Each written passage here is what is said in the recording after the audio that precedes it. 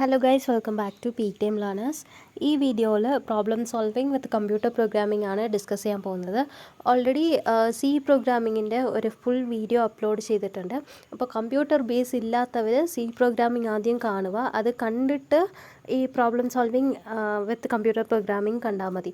Because നമുക്ക് എക്സാമിൽ ചിലപ്പോൾ സി പ്രോഗ്രാം റിലേറ്റഡ് ആയിട്ട് ക്വസ്റ്റ്യൻസ് ചോദിക്കും. സോ സി ബേസിക്സ് ഇല്ലാത്തവർക്ക്, കമ്പ്യൂട്ടർ ബേസിക്സ് അറിയാത്തവർ ആ വീഡിയോ കണ്ടിട്ട് ഈ വീഡിയോ കാണുക. അല്ല, സി ബേസിക്സ് ഉള്ളവർക്ക് ഈ വീഡിയോ ഡയറക്റ്റ് പഠിച്ചാൽ മതി. സി പ്രോഗ്രാമിംഗ് അത്ര ഫോക്കസ് കൊടുത്ത് പഠിക്കേണ്ട. അപ്പോൾ problem solving with computer programming, ഒരു പ്രോബ്ലത്തിനെ നമ്മൾ കമ്പ്യൂട്ടർ പ്രോഗ്രാം വെച്ചിട്ട് എങ്ങനെയാണ് സോൾവ് ചെയ്യുന്നത്, അതാണ് ഈ ടോപ്പിക്കിൽ ഡിസ്കസ് ചെയ്യാൻ പോകുന്നത്. അപ്പോൾ ഒരു പ്രോബ്ലം ഉണ്ടെങ്കിൽ ആ പ്രോബ്ലം എന്താണ്, ആ പ്രോബ്ലത്തിനെ നമ്മൾ ആദ്യം അനലൈസ് ചെയ്യണം. പിന്നെ അതിനുള്ള ആൽഗോറിതം ഇംപ്ലിമെൻറ്റ് ചെയ്യണം. ആൽഗോറിതം ഇംപ്ലിമെൻറ്റ് ചെയ്തിട്ട് അത് ബേസ് ചെയ്തിട്ട് നമ്മൾ കോഡിങ് ചെയ്യണം. And last testing and debugging ചെയ്യണം. അപ്പോൾ ഇതാണ് പ്രോബ്ലം സോൾവിങ്. അപ്പോൾ ഈ പ്രോബ്ലം സോൾവിങ്ങിൽ 4 സ്റ്റെപ്സ് ആണുള്ളത്. ഫസ്റ്റ് സ്റ്റെപ്പാണ് analysing the problem. Second one ആണ് developing an algorithm. And third step coding. Fourth step testing and debugging. ഇത് 4 സ്റ്റെപ്സാണ് പ്രോബ്ലം സോൾവിങ് സ്റ്റെപ്സിലുള്ളത്. ഞാൻ ഈ PDF എടുത്തിരിക്കുന്നത് +1 കമ്പ്യൂട്ടർ സയൻസിലുള്ള ടെക്സ്റ്റ് ബുക്കാണ്. NCERT +1 കമ്പ്യൂട്ടർ ടെക്സ്റ്റ് ബുക്കാണ്. അതിലുള്ള ചാപ്റ്റർ 4 ആണ്. അതിൽ ഇൻട്രൊഡക്ഷൻ ടു പ്രോബ്ലം സോൾവിങ് ഉണ്ട്. അപ്പോൾ ഇൻട്രൊഡക്ഷൻ വേണമെങ്കിൽ ഈ ബുക്ക് നിങ്ങൾക്ക് റെഫർ ചെയ്യാം. ഗൂഗിൾ വെച്ചിട്ട് ഡൗൺലോഡ് ചെയ്യാൻ പറ്റും. NCERT ബുക്സ് ഡൗൺലോഡ് എന്ന് കൊടുത്താൽ ഫസ്റ്റ് ഓപ്ഷൻ വരും. അതിൽ പോയിട്ട് ക്ലാസ് സെലക്ട് ചെയ്ത് കൊടുക്കണം. +1 കമ്പ്യൂട്ടർ സെലക്ട് ചെയ്ത് കൊടുക്കുമ്പോൾ ഈ ബുക്ക് നമുക്ക് കിട്ടും. അതിൽ ചാപ്റ്റർ 4 മാത്രം ഡൗൺലോഡ് ചെയ്താൽ മതി. ഫസ്റ്റ് വൺ ആണ് അനലൈസിങ് ദ പ്രോബ്ലം. സോ നമ്മളിപ്പോൾ ഏത് പ്രോബ്ലത്തിന് സൊല്യൂഷൻ കണ്ടുപിടിക്കണമെങ്കിൽ ആദ്യം ആ പ്രോബ്ലം എന്താണ് എന്ന് നമ്മൾ അനലൈസ് ചെയ്യണം. ഇപ്പോൾ പ്രോബ്ലം എന്താണെന്ന് ക്ലിയർ അണ്ടർസ്റ്റാൻഡിങ് ഇല്ലാതെ നമ്മളതിൻ്റെ സൊല്യൂഷൻ കണ്ടുപിടിക്കുമ്പോൾ ആ പ്രോഗ്രാം നമ്മളുടെ പ്രോബ്ലത്തിനെ സോൾവ് ചെയ്യത്തില്ല. അത് വേറെ എന്തെങ്കിലും പ്രോബ്ലം സോൾവ് ചെയ്യുന്നതായിരിക്കാം. സോ അതിൽ കുറേ ഡിസഡ്വാൻറ്റേജസ് ഉണ്ട്. സോ അപ്പോൾ നമ്മൾ എന്തെങ്കിലും ഒരു പ്രോബ്ലം സോൾവ് ചെയ്യണമെങ്കിൽ ആ പ്രോബ്ലത്തിനെ ആദ്യം അനലൈസ് ചെയ്യണം. In real world also, real വേൾഡിൽ സെയിം ആണ്. Real world and computer programming രണ്ടിലും തന്നെ ഒരു പ്രോബ്ലം സോൾവ് ചെയ്യുമ്പോൾ ആ പ്രോബ്ലം എന്താണെന്ന് ഫുള്ളി അണ്ടർസ്റ്റാൻഡ് ചെയ്തിട്ട് വേണം അതിൻ്റെ സൊല്യൂഷൻ കണ്ടുപിടിക്കാൻ. അപ്പോൾ ഇവിടെ ഫസ്റ്റ് സ്റ്റെപ്പിൽ നമ്മൾ പ്രോബ്ലത്തിനെയാണ് അനലൈസ് ചെയ്യേണ്ടത്. നെക്സ്റ്റ് വൺ ആണ് ഡെവലപ്പിംഗ് ആൻ ആൽഗോറിതം. ഇപ്പോൾ നമ്മൾ പ്രോബ്ലം എന്താണെന്ന് ക്ലിയർലി അണ്ടർസ്റ്റാൻഡ് ചെയ്തു. പിന്നെ നമ്മൾ സെക്കൻഡ് ചെയ്യേണ്ട കാര്യമാണ് ഡെവലപ്പിംഗ് ആൻ ആൽഗോറിതം. നമ്മൾ ഡയറക്റ്റ്ലി പ്രോഗ്രാം ചെയ്യാൻ പാടില്ല. ആദ്യം നമ്മൾ ആൽഗോറിതമാണ് എഴുതേണ്ടത്. ആ പ്രോഗ്രാമിൽ നമ്മൾ എന്താണ് ചെയ്യാൻ പോകുന്നതെന്ന് സ്റ്റെപ്പ് ബൈ സ്റ്റെപ്പായിട്ട് നോട്ട് ചെയ്ത് വെക്കണം. അതാണ് ആൽഗോറിതം. ഇതിൻ്റെ ഒരു പെർഫെക്റ്റ് എക്സാമ്പിളാണ് ഒരു ഡിഷിൻ്റെ റെസിപ്പി. ഡിഷ് ചെയ്യുമ്പോൾ നമ്മൾ ചിലപ്പോൾ റെസിപ്പി എഴുതി വെക്കത്തില്ലേ, അതുപോലെയാണ് കമ്പ്യൂട്ടർ പ്രോഗ്രാമിങ്ങിലെ ആൽഗോറിതത്തിൽ പ്രോഗ്രാമിൽ നമ്മൾ എന്താണ് ചെയ്യാൻ പോകുന്നതെന്ന് സ്റ്റെപ്പ് ബൈ സ്റ്റെപ്പായിട്ട് എഴുതി വെക്കുന്നതാണ് algorithm. And algorithm flow chart ഇത് ബേസ് ചെയ്തിട്ട് ക്വസ്റ്റ്യൻസ് വന്നിട്ടുണ്ട് പ്രീവിയസ് ഇയേഴ്സിൽ. സോ ഇത് നോട്ട് ചെയ്ത് വെക്കുക. ഫോർ എക്സാമ്പിൾ, എനിക്കിപ്പോൾ 2 ഇൻറ്റീജേഴ്സിൻ്റെ സമ്മ് കണ്ടുപിടിക്കണം. അപ്പോൾ ആ പ്രോഗ്രാമിൻ്റെ ആൽഗോറിതം എഴുതണമെങ്കിൽ ആദ്യം സ്റ്റെപ്പ് 1 നമ്മൾ സ്റ്റാർട്ടാണ് കൊടുക്കേണ്ടത്. ലാസ്റ്റ് സ്റ്റെപ്പ് ഉണ്ടായിരിക്കണം. അപ്പോൾ ഫസ്റ്റ് ഞാൻ സ്റ്റെപ്പ് 1 സ്റ്റാർട്ട് ചെയ്തു. പിന്നെ സ്റ്റെപ്പ് 2 എന്താണ് ചെയ്യേണ്ടത്? എനിക്കിപ്പോൾ 2 ഇൻറ്റീജേഴ്സിൻ്റെ സമ്മാണ് കണ്ടുപിടിക്കേണ്ടത്. അപ്പോൾ 2 ഇൻറ്റീജേഴ്സ് വാല്യൂസ് എനിക്ക് ഇൻപുട്ട് ചെയ്യണം. അപ്പോൾ സ്റ്റെപ്പ് 2 ഞാൻ ഇൻപുട്ട് A and B അങ്ങനെയാണ് കൊടുക്കേണ്ടത്. ഇൻപുട്ട് 2 ഇൻറ്റീജേഴ്സ് എന്നും കൊടുക്കാം. പിന്നെ സ്റ്റെപ്പ് 3 അതിൻ്റെ സമ്മ് കണ്ടുപിടിക്കണം. അപ്പോൾ step 3 sum is equal to A + B എന്ന് കൊടുക്കാം. പിന്നെ സ്റ്റെപ്പ് 4 നമ്മൾ സമ്മ് പ്രിൻ്റ് ചെയ്യണം. അപ്പോൾ print sum. And step 6 end കൊടുക്കാം. അപ്പോൾ ഇതാണ് ഒരു സിമ്പിൾ ആൽഗോറിതം. ആൻഡ് അപ്പോൾ ആൽഗോറിതം എന്ന് വെച്ചാൽ പ്രോഗ്രാമിൽ എന്താണോ ചെയ്യാൻ പോകുന്നത് അതിനെ സ്റ്റെപ്പ് ബൈ സ്റ്റെപ്പായിട്ട് റെപ്രസെൻറ്റ് ചെയ്യുന്നതാണ് ആൽഗോറിതം. പിന്നെ ഇവിടെ ആൽഗോറിതത്തിൻ്റെ ക്യാരക്ടറിസ്റ്റിക്സ് കൊടുത്തിട്ടുണ്ട്.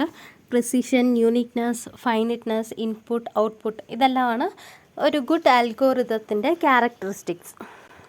പിന്നെ ആൽഗോറിതം അതിൻ്റെ കൂടെ തന്നെ വരുന്ന ഒരു ടോപ്പിക്കാണ് ഫ്ലോ ചാർട്ട്. ഫ്ലോ ചാർട്ട് എന്ന് വെച്ചാൽ പിക്ടോറിയൽ റെപ്രസെൻറ്റേഷൻ ഓഫ് ആൽഗോറിതം, അതാണ് ഫ്ലോ ചാർട്ട്.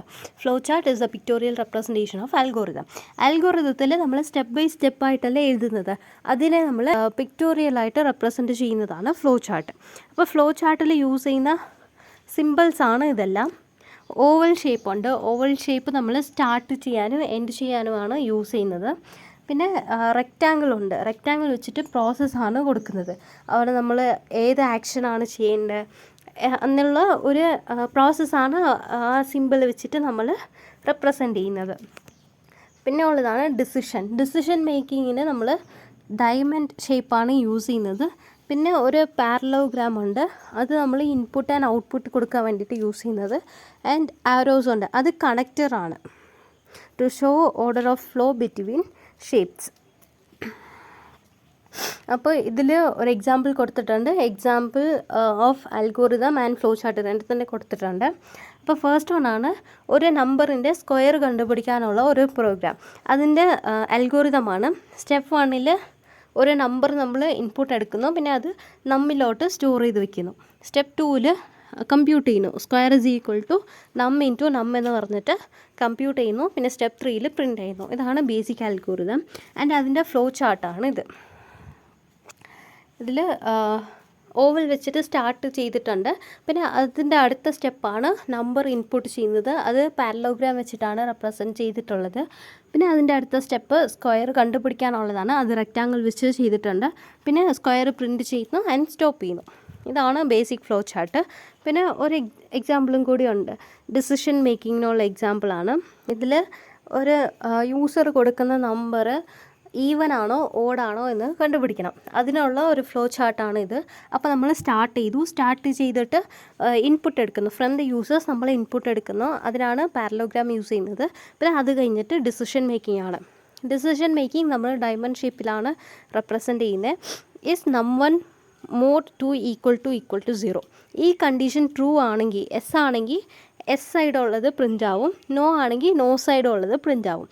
ഇപ്പോൾ യൂസർ കൊടുക്കുന്നത് ഈവൻ നമ്പർ ആണെന്ന് വെച്ചോ. ഈവൻ നമ്പർ ആണെങ്കിൽ നമ്പർ മോഡ് 2 ഈക്വൽ ടു 0 ആണല്ലോ കിട്ടുന്നത്. അപ്പോൾ അത് എസ് ആണ്. എസിൻ്റെ നേരെ ആരോ പോകുന്നില്ലേ, ആ ഒരു സ്റ്റേറ്റ്മെൻ്റ് ആണ് പ്രിൻ്റ് ആവുന്നത്. ഇപ്പോൾ അത് ഓടാണെങ്കിൽ നോ സൈഡുള്ളതാണ് പ്രിൻ്റായി കിട്ടുന്നത്. പിന്നെ അത് രണ്ടും കമ്പ്യൂട്ട് ചെയ്തിട്ട് ലാസ്റ്റ് സ്റ്റോപ്പ് ചെയ്യും. ഇതാണ് ഡിസിഷൻ മേക്കിംഗ് ഉള്ള ഒരു എക്സാമ്പിൾ ഫ്ലോ ചാർട്ട്.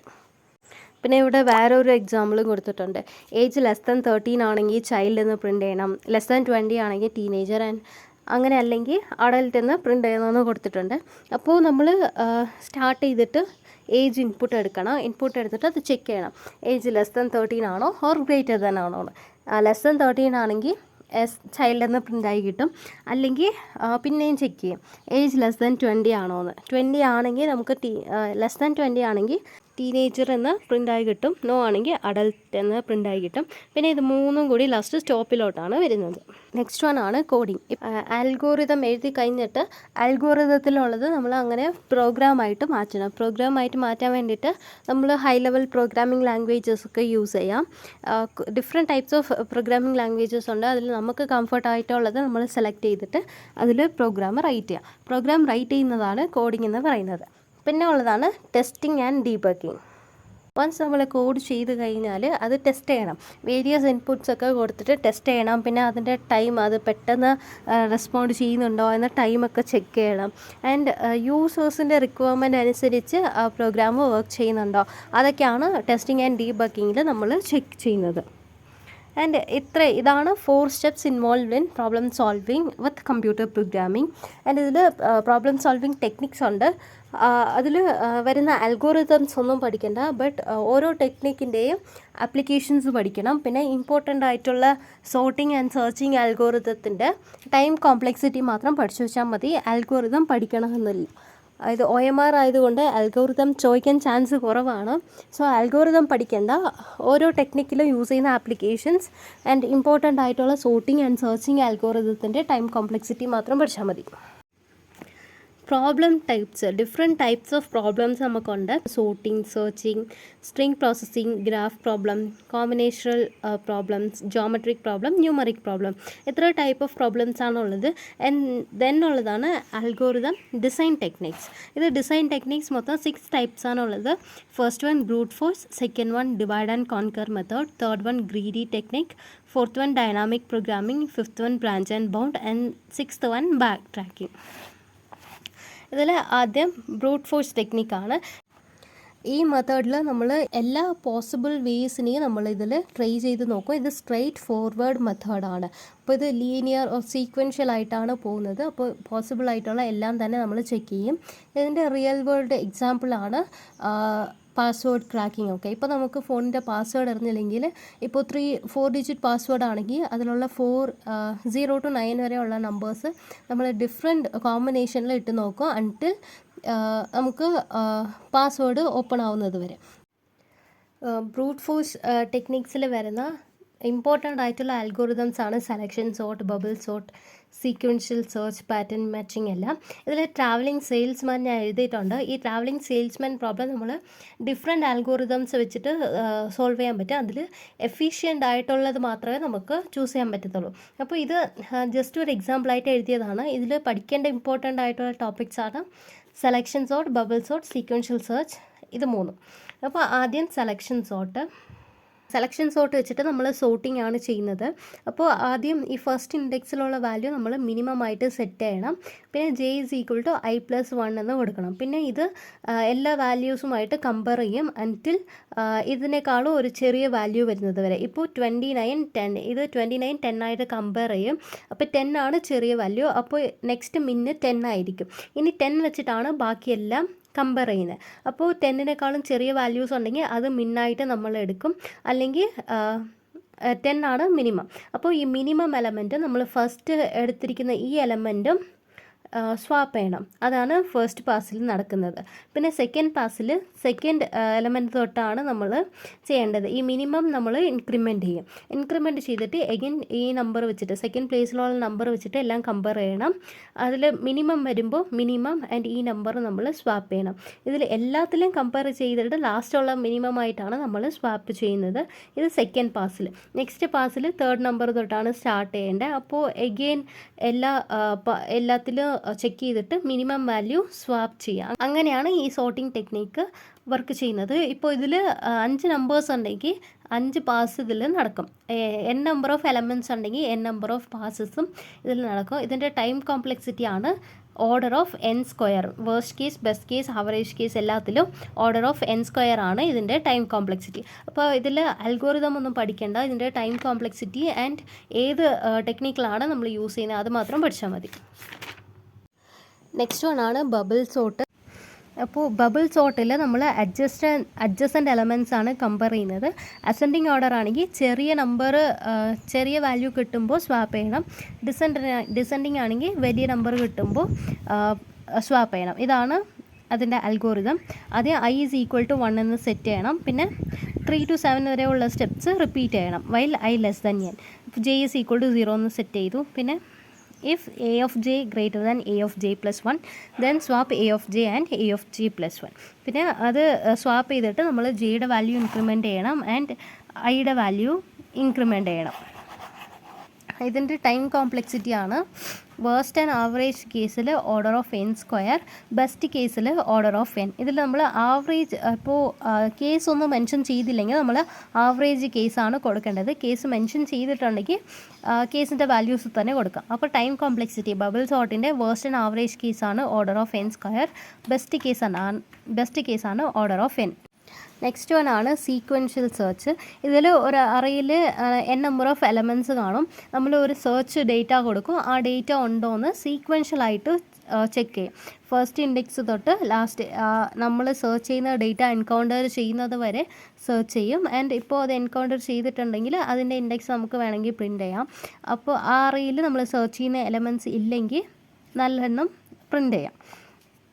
അപ്പോൾ സീക്വൻഷ്യൽ സെർച്ചിൽ നമ്മൾ സീക്വൻഷ്യലായിട്ടാണ് സെർച്ച് നടത്തുന്നത്. ഇത് നമ്മൾ ലീനിയർ സെർച്ച് എന്നും പറയും. ഇതിൻ്റെ ഒരു എക്സാമ്പിൾ കൊടുത്തിട്ടുണ്ട്. ഈ അറയിൽ 7, 1, 9, 2, 13, 17 ഇത്ര എലമെൻറ്റ്സ് ഉണ്ട്. നമ്മളിത് 2 ഉണ്ടോയെന്നാണ് സെർച്ച് ചെയ്യേണ്ടത്.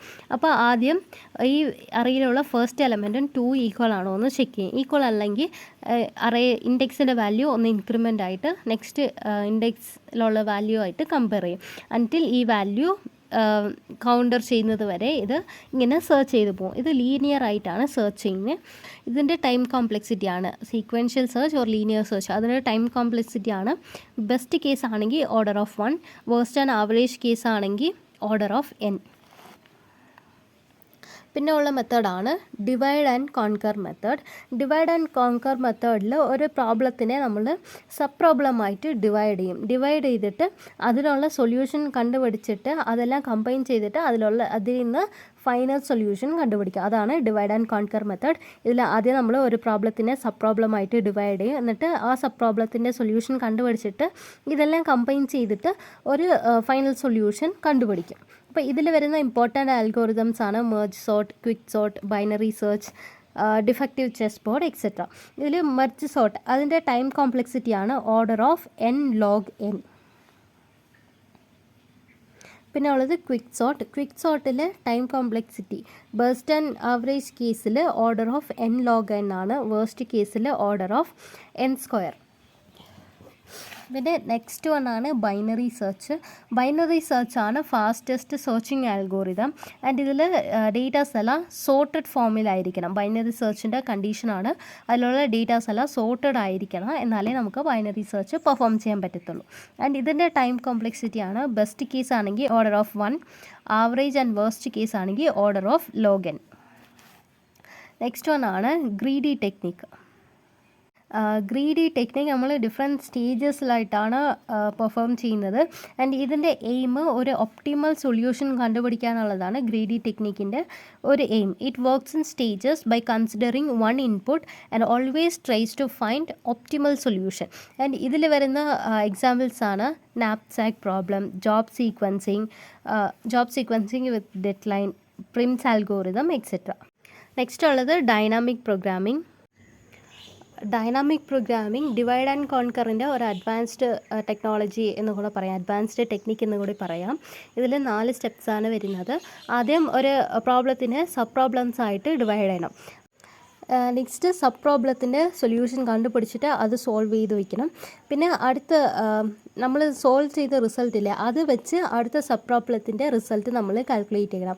ഇങ്ങനെ ഈ 2 and 3 ഈ 2 സ്റ്റെപ്സ് നമ്മൾ ചെയ്തുകൊണ്ട് വരുമ്പോൾ റിക്കേഴ്സീവ്ലി ചെയ്തുകൊണ്ട് വരുമ്പോൾ ഫൈനലി നമുക്ക് ഫൈനൽ സബ് പ്രോബ്ലത്തിൻ്റെ സൊല്യൂഷൻ കിട്ടും. അതാണ് നമ്മളുടെ പ്രോബ്ലത്തിൻ്റെയും ഫൈനൽ സൊല്യൂഷൻ.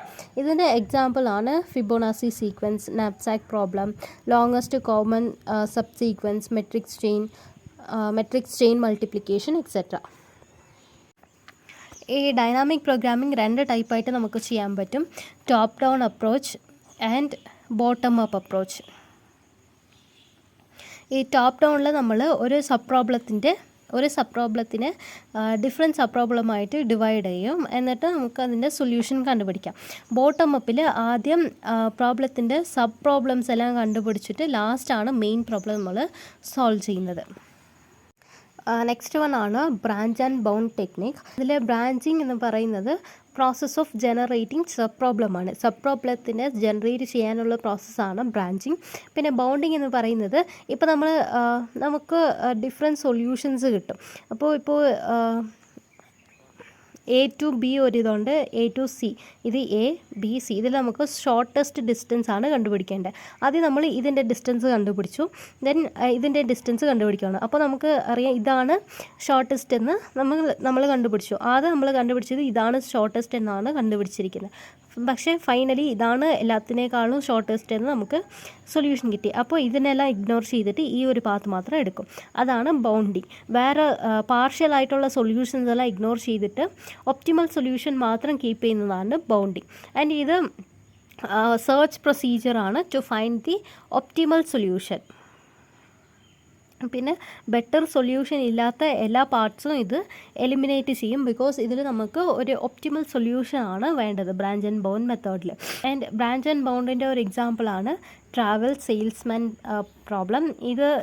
ഈ അൽഗോരിതമാണ് നമ്മൾ ട്രാവലിംഗ് സെയിൽസ്മാൻ പ്രോബ്ലം സോൾവ് ചെയ്യാൻ വേണ്ടിയിട്ട് കൂടുതൽ യൂസ് ചെയ്യുന്ന ഒരു പ്രോബ്ലം. നെക്സ്റ്റ് വണ്ണാണ് ബാക്ക് ട്രാക്കിംഗ്.